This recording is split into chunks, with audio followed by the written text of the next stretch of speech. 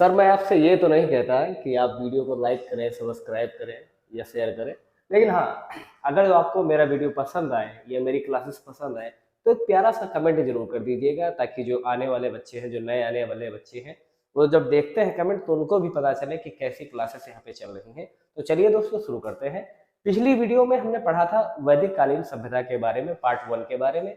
कुछ इंपॉर्टेंट चीजें हमने आपको उसमें बताई थी, इंपॉर्टेंट नोट्स मैंने आपको वहां पर दिए थे। आज का ये हमारा ऋग्वैदिक सभ्यता का ये आपका दूसरा पार्ट है, ठीक है। और इन दोनों वीडियो को देखने के बाद आप कोई भी एग्जाम देने जाएंगे, आपका एक भी प्रश्न इन दोनों वीडियो से बाहर नहीं जाएगा। तो चलिए दोस्तों शुरू करते हैं आज का। आज के जो इस वीडियो में है, हम आपसे डिस्कस करेंगे ऋग्वैदिक कालीन देवता और उनका संबंध। इसके अलावा सारे वेदों के बारे में पढ़ेंगे, ठीक है। इसके अलावा सब कुछ हम पढ़ेंगे, वेद वगैरह है और इनके उपवेद सब ट्रिक के माध्यम से बताएंगे, ठीक है। और इसके अलावा उपनिषद, वेदांग बताएंगे, ठीक है। विवाह बताएंगे, कितने प्रकार के विवाह होते थे। इसके अलावा हम आपको पंच महायज्ञ भी बताएंगे, ठीक है। तो वीडियो को पूरा अंत तक देखिएगा, एक भी क्वेश्चन आपका इससे बाहर नहीं जाएगा। सबसे पहले देखते हैं ऋग्वैदिक कालीन देवता और उनका संबंध, ठीक है। यहां से क्वेश्चन कई बार पेपर में आपका बना हुआ है कि कौन से देवता का संबंध किससे था, ठीक है। ऐसे ही एग्जैक्ट आपसे पूछ लिया जाता है कि इंद्र देवता का संबंध किससे था। तो इंद्र जो थे वो युद्ध के देवता थे और वर्षा के देवता थे, यानी कि जो बरसात होती है उसके देवता थे और युद्ध के देवता माने जाते थे, ठीक है। अग्नि जो था देवता, वो थे देवता और मनुष्य के बीच में मध्यस्थ है, यानी कि मिडिल का काम करते थे। यानी कि अगर देवता और मनुष्य के बीच मध्यस्थता का काम जो होता था वो अग्नि देवता के द्वारा किया जाता था। वरुण देवता जो थे ये समुद्र के देवता थे और इन्हें पृथ्वी और सूर्य का निर्माता भी कहा गया है। अगर पेपर में आ जाए कि वैदिक कालीन सभ्यता में पृथ्वी और सूर्य का निर्माता किस देवता को माना गया, तो वरुण देवता को। इसके अलावा मोस्ट इंपॉर्टेंट है देव देवता, ठीक है, क्योंकि इन्हें आकाश का देवता कहते हैं। और सबसे प्राचीन देवता कौन थे, वो देव देवता थे, ठीक है। अगर पेपर में आ जाए, ठीक है, कि सबसे प्राचीन देवता कौन है, तो वो देव है, ठीक है। सोम को वनस्पति का देवता माना जाता था, ठीक है। उषा को तो जानते हैं, प्रगति और इसके अलावा उत्थान, ठीक है। प्रगति और उत्थान का देवता उषा को कहा जाता था, ठीक है। इसके अलावा अश्विन जो थे, ठीक है, वो विपत्ति को हरने वाले, यानी कि कोई विपत्ति आती थी तो अश्विनी देवता की पूजा की जाती थी। पूषण जो था वो पशुओं के देवता माने जाते थे, ठीक है। विष्णु को विश्व का संरक्षक कहा जाता था। इसके अलावा पालनकर्ता, ठीक है, पालनकर्ता की संज्ञा भगवान विष्णु को दी गई थी, ठीक है। इसके अलावा मरुत जो थे वो आंधी और तूफान के देवता थे, ठीक है। तो मोस्ट इंपॉर्टेंट चीज है, इसको जरूर अपनी कॉपी में नोट कर लीजिएगा। अगली स्लाइड पे चलते हैं, ठीक है। अब हम पढ़ेंगे थोड़ा वेदों के बारे में। यहाँ से क्वेश्चन आपका जरूर पूछा जाता है। आप सभी जानते हैं कि आपके 4 वेद हैं, आपको पढ़ने होते हैं, ऋग्वेद, सामवेद, यजुर्वेद और अथर्ववेद, ठीक है। सबसे पहले ऋग्वेद को देखते हैं। ऋग्वेद जो है ये सबसे प्राचीन वेद है, ठीक है। इसमें मंडल की संख्या है 10, ठीक है। सूक्त है इसमें 1028 और मंत्रों की संख्या है इसमें 10,600। इसका सबसे बड़ा मंडल है 10वां मंडल, ठीक है। सबसे छोटा मंडल है, जो दूसरा मंडल है वो सबसे छोटा है, ठीक है। सबसे नया है पहला और 10वां, और सबसे प्राचीन है दूसरा और 7वां, ठीक है। मोस्ट इंपॉर्टेंट यहाँ से क्वेश्चन जरूर आपका बनता है, ठीक है। जो पहला मंडल है, कुछ चीजें पूछ ली जाती है कि किस मंडल में किसके बारे में बताया गया है। पहले मंडल में अंगीरा ऋषि के बारे में बताया गया है, ठीक है। पहले मंडल में अंगीरा ऋषि के बारे में बताया गया है। दूसरे मंडल में इंद्र की स्तुति की गई है। तीसरे मंडल में देवी सूक्त है और गायत्री मंत्र की रचना भी इसी में हुई है। कई बार पेपर में पूछा गया है कि गायत्री मंत्र किस मंडल से लिया गया है ऋग्वेद के, तो ये तीसरे मंडल से लिया गया है। चौथे मंडल में कृषि के बारे में उल्लेख हुआ है। 7वां जो मंडल है ये मोस्ट इंपॉर्टेंट है, क्योंकि इसमें 10 राज्य युद्ध का वर्णन है, ठीक है। 10 राज्य युद्ध एक मोस्ट इंपॉर्टेंट युद्ध है आपका। ये जो गायों के लिए लड़ा गया था, राजा सुदास और 10 राजा और थे, ठीक है। राजा सुदास जो थे वो भारत वंश के थे, ठीक है। इसको जरूर आप नोट कर लेना, ठीक है। इसके अलावा पूछ लिया जाता है कि 10 राग युद्ध जो है वो किस नदी के किनारे लड़ा गया, तो मैं यहाँ पर लिख रहा हूँ ये परसुणी नदी, ठीक है, परसुणी नदी के तट पर ये लड़ा गया था, ठीक है, यहाँ पे इसको जरूर ये नोट कर लेना। ये दसराग युद्ध था, ये परसुणी नदी के तट पर लड़ा गया था, राजा सुदास और 10 अन्य राजाओं के मध्य में हुआ था, ठीक है, जिसमें राजा सुदास ही अकेला था, वही विजयी हुआ था, ठीक है।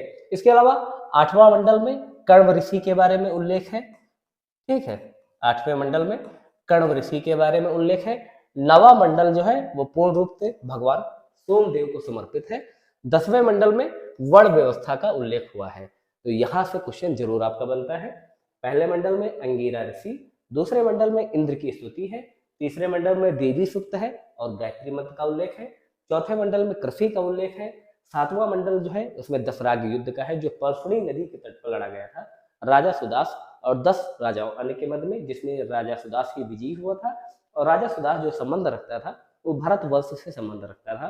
8वें मंडल में कण्व ऋषि के बारे में चर्चा है। 9वें मंडल जो है वो पूर्ण रूप से सोमदेव को समर्पित है।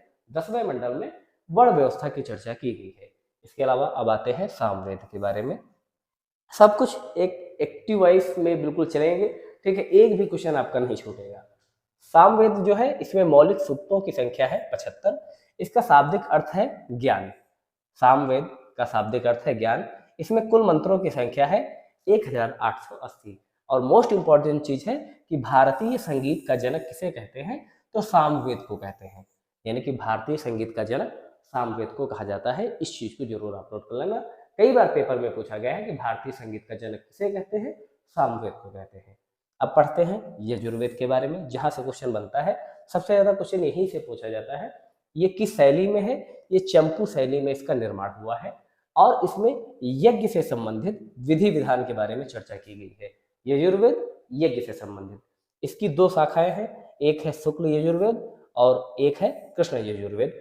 शुक्ल यजुर्वेद को वाजसनेयी संहिता भी कहते हैं और मैत्रायणी संहिता कहते हैं कृष्ण यजुर्वेद को। आपको पता भी होगा कि महाभारत को जय संहिता भी कहा जाता था, ठीक है, महाभारत को जय संहिता कहते थे, शुक्ल यजुर्वेद को वाजसनेयी संहिता कहते थे और कृष्ण यजुर्वेद को मैत्रायण संहिता कहते थे, ठीक है। अगली स्लाइड पर चलते हैं। आपका देखते हैं अथर्ववेद। अथर्ववेद में सूक्तों की संख्या है 731। इसका उपनाम है अथर्वागीरस। इसमें मंत्रों की संख्या है 6000, ठीक है। इसमें मुख्य रूप से जादू टोना, तंत्र मंत्र, शल्य क्रिया और औषधि विज्ञान के बारे में चर्चा की गई है, ठीक है, औषधि विज्ञान के बारे में चर्चा की गई है, ठीक है। चलिए, यहाँ पर आपके सारे वेद हो गए। इसके अलावा कई बार पेपर में पूछे जाते हैं वेद, उनके कौन कौन से उपवेद हैं। इसके अलावा यज्ञ कराने वाले पुरोहित और उनके ब्राह्मण ग्रंथ कौन कौन से हैं, ये सब हम आपको ट्रिक के माध्यम से बताएंगे। जैसे सबसे पहले आपको याद रखना है ऋग यजुषा अर्थ, ऋग यजुषा अर्थ, ठीक है, क्योंकि ऋग से ऋग्वेद आपका हो गया, यजु से यजुर्वेद, आपको क्रम याद रखना है, सा से सामवेद और अर्थ से अथर्ववेद, ठीक, ऋग यजुषा अर्थ, ठीक है। उपवेद के बारे में एक ट्रिक याद रखना, आधन गंसी, आधन गंसी, ठीक है। आ से आयुर्वेद जो है ऋग्वेद का उपवेद है, ठीक है। धन से धनुर्वेद, ये है आपका यजुर्वेद का उपवेद, ठीक है। गम से गंधर्ववेद, ये है आपका सामवेद का उपवेद और सी से शिल्पवेद, ये है आपका अथर्ववेद का उपवेद। एक्सक्यूज मी, अभी भी थोड़ा तबीयत में अच्छा सुधार नहीं हुआ है, लेकिन फिर भी हमने आपसे वादा किया था कि आपकी क्लासेस लगातार हम आपको देंगे, तो बस क्लासेस अब आपकी लगातार चलेगी। मार्च भर में मैं आपका पूरा कोर्स कंप्लीट करा दूंगा जीके जीएस का, ठीक है। चलिए, अब देखते हैं यज्ञ कराने वाले पुरोहित। कई बार क्वेश्चन यहाँ से भी पूछ लिया जाता है कि ऋग्वेद को यज्ञ कराने वाले पुरोहित कौन क्या कहते हैं, तो होत्र कहते हैं, होते औ ब्रह्म, आ से अर्घ्यु, उ से उद्गाता, अब ब्रह्म से ब्रह्म तो हो ही गया। यानी कि ऋग्वेद को जो यज्ञ कराने वाले पुरोहित हैं उन्हें होत्र कहते थे, यजुर्वेद के यज्ञ कराने वाले पुरोहित अर्घ्यु, सामवेद के यज्ञ कराने वाले पुरोहित उद्गाता और अथर्ववेद के यज्ञ कराने वाले पुरोहित ब्रह्मा कहलाते थे, ठीक है। इसके अलावा ब्राह्मण ग्रंथ भी पूछ लिए जाते हैं कि कौन कौन से वेदों के कौन कौन से ब्राह्मण ग्रंथ हैं, ठीक है। इसके लिए ट्रिक है एको तेस पंजे गोसो, एको तेस पंजे गोसो। देखिए, ऋग्वेद के जो ब्राह्मण ग्रंथ हैं ए से ऐतरे, को से कोसतिकी, ठीक है। यजुर्वेद के जो ब्राह्मण ग्रंथ हैं वो है तेस यानी कि तेतरे और स से सतपथ, पंजे से पंचविश और जय से जैमिनी, गो से गोपथ, सो से सौनक। यानी कि आप देख सकते हैं एको तेज पंजे गोसो। यानी कि ऋग्वेद की जो ब्राह्मण ग्रंथ है वो ऐतरेय और कौशिकी है। यजुर्वेद के जो ब्राह्मण ग्रंथ है वो तैतरेय और सतपथ है। सामवेद के जो ब्राह्मण ग्रंथ है पंचविश और जैमिनी है। और अथर्ववेद के जो ब्राह्मण ग्रंथ है वो गोपथ और सौनक है। यहाँ से क्वेश्चन आपका जरूर पेपर में पूछा जाता है। ठीक है, तो इसको जरूर आप नोट कर लेना। ट्रिक जो मैंने आपको बताई है इसको भी नोट कर लीजिएगा। ठीक है, अगली स्लाइड पे चलते हैं। ठीक है, अब उपनिषदों के बारे में पढ़ेंगे। उपनिषद, ठीक है, उपनिषद का अर्थ होता है, शाब्दिक अर्थ होता है गुरु के समीप बैठना। उप माने समीप, निषद माने बैठना, गुरु के समीप बैठना। हालांकि कुल उपनिषदों की संख्या बताई गई है 108, लेकिन प्रामाणिक रूप से हमें उपलब्ध है 12। ठीक है, इस चीज को जरूर नोट कर लेना कि कुल तो उपनिषदों की संख्या है 108, हमें प्रामाणिक रूप से उपलब्ध है 12। ठीक है, सबसे बड़ा जो उपनिषद है वो है बृहदारण्यक। ठीक है, बृहद यानी कि बड़ा। ठीक है, उपनिषद जो बड़ा है सबसे, बृहदारण्यक। सबसे छोटा उपनिषद है मांडुक्य, सबसे प्राचीन है छांदोग्य और सबसे नवीन है अल्लोपनिषद। अल्लोपनिषद जो है इसकी जो रचना की गई है वो मुगल काल में की गई है। आप देख सकते हैं कि प्रामाणिकता रूप में जो सबसे नवीन उपनिषद माना गया है वो अल्लोपनिषद माना गया है और इसकी रचना की गई थी मुगल काल में। अब कुछ चीजें पूछी जाती हैं कि किस उपनिषद में क्या क्या दिया हुआ है, यहाँ से 4-5 क्वेश्चन जरूर बन जाते हैं। ठीक है, ईशोपनिषद में क्या है, गीता का निष्काम कर्म के बारे में बताया गया है। कठोपनिषद में यम और नचिकेता का संवाद है। बृहदारण्यक में गार्गी और याज्ञवल्क्य का भी संवाद है।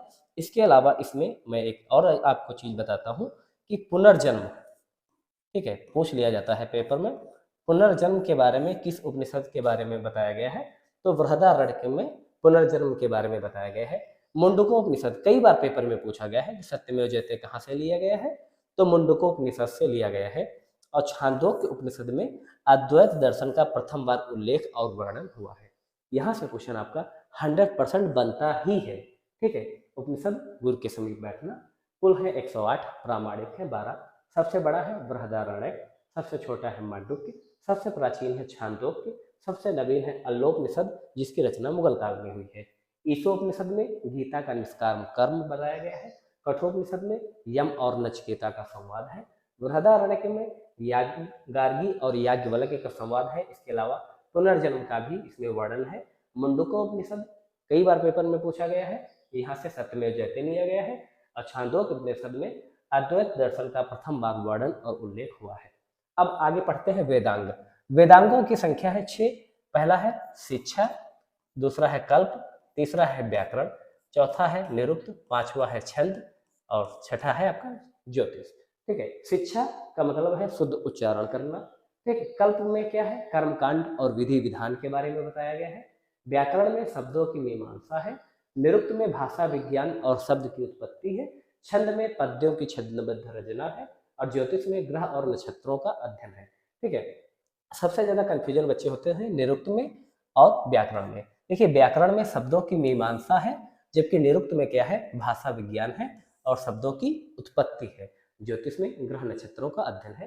तो जरूर इसको याद रखना। वेदांग कितने हैं, 6 हैं। कई बार पेपर में यही पूछ लिया जाता है निम्न में से कौन सा वेदांग नहीं है।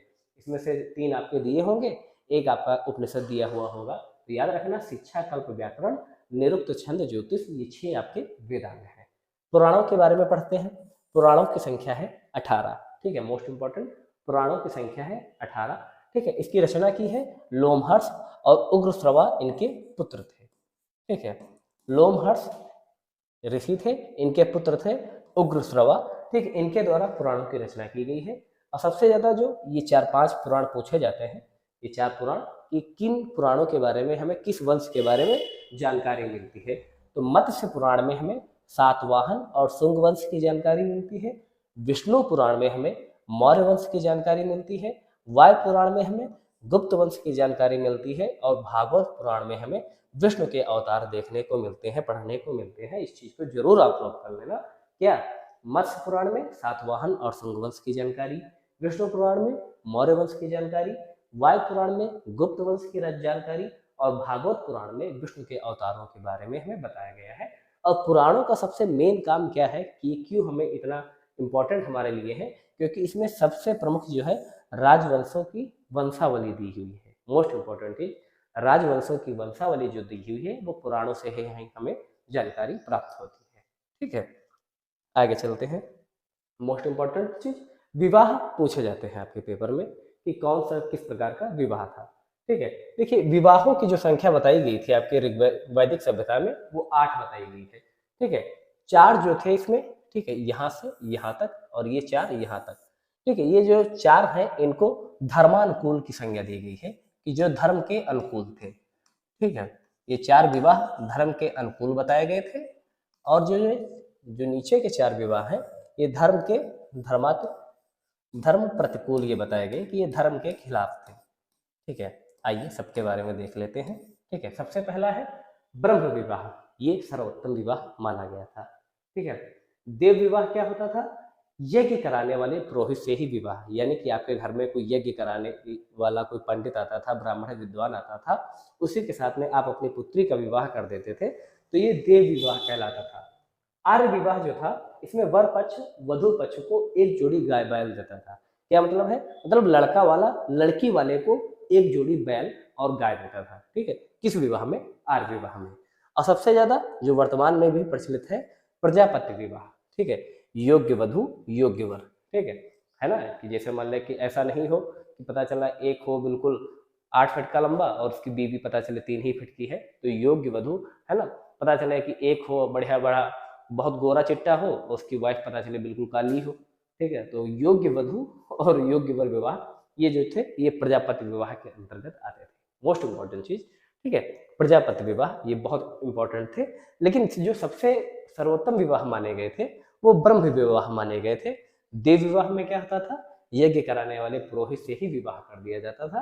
और आर्य विवाह में थोड़ा उल्टा होता था, जो लड़के वाले होते थे, जो वर पक्ष होते थे, वो वधु पक्ष को एक जोड़ी गाय बैल देते थे, उसके बदले में विवाह करते थे। ठीक है, यानी एक हिसाब से कहते थे कि खरीदते थे। ठीक है, अब आते हैं यहाँ पर। ठीक है, लेकिन इसमें क्या होता था? एक जोड़ी गाय बैल दिया जाता था, इसलिए इसको धर्मानुकूल कहा जाता था। लेकिन जो असुर विवाह होता था, ठीक है, इसमें क्या होता था? वधु मूल्य देकर विवाह कर लिया जाता था। ठीक है, क्या होता था इसमें कि आपकी पुत्री के पैसे लगा दिए जाते थे। ठीक है, कि मैं आपको इतना पैसा दे रहा हूँ और आपकी पुत्री से हमें विवाह करना है, तो ऐसा विवाह असुर विवाह कहलाता था।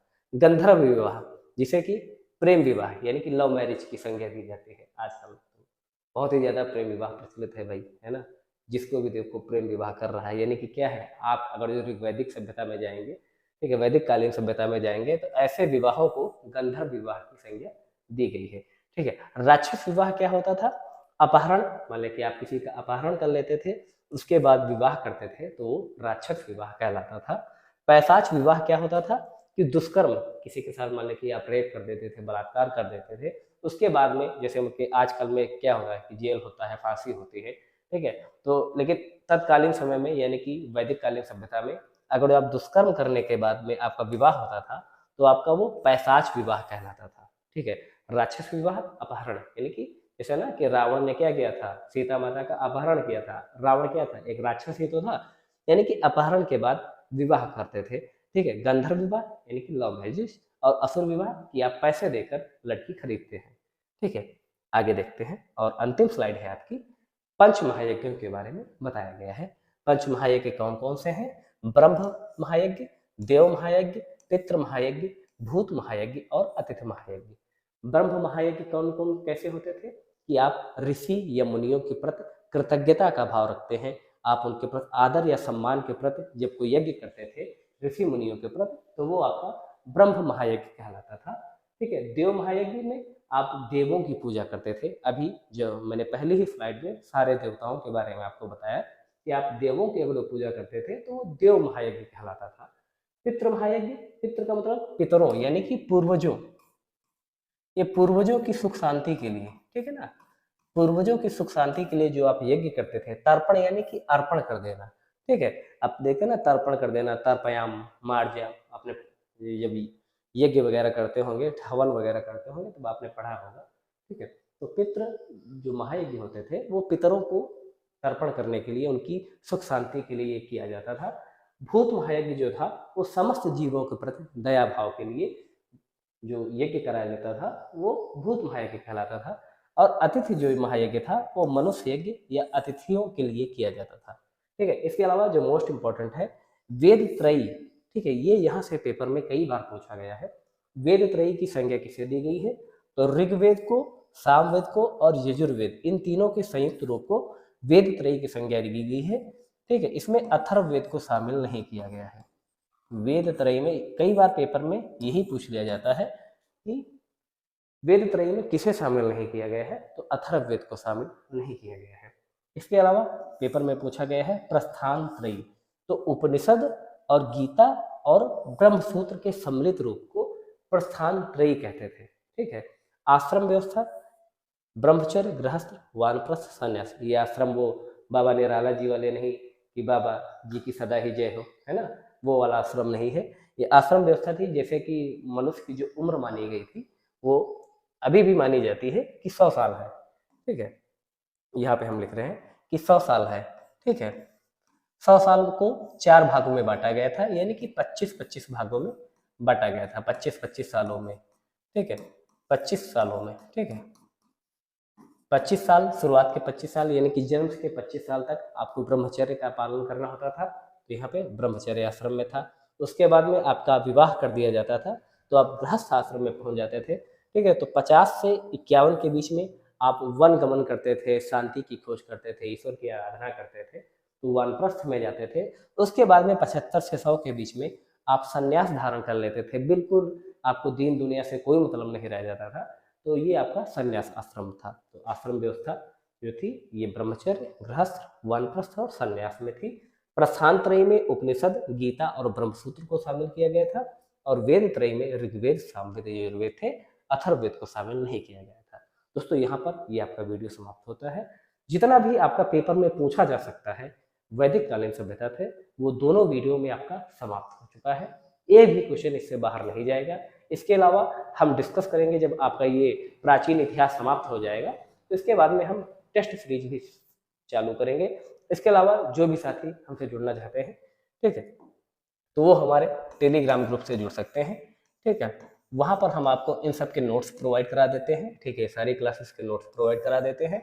और सबसे ज़रूरी बात यह है कि पहले जो इसकी फीस 149 या 199 थी, ये हमने अब कर दी है आप सभी की खातिर 101 रुपये। और ये पहले ये जो था ये 3 मंथ के लिए था, ये 6 मंथ के लिए था, और ये हमने आपके लिए कर दिया है अब आपके लाइफ टाइम।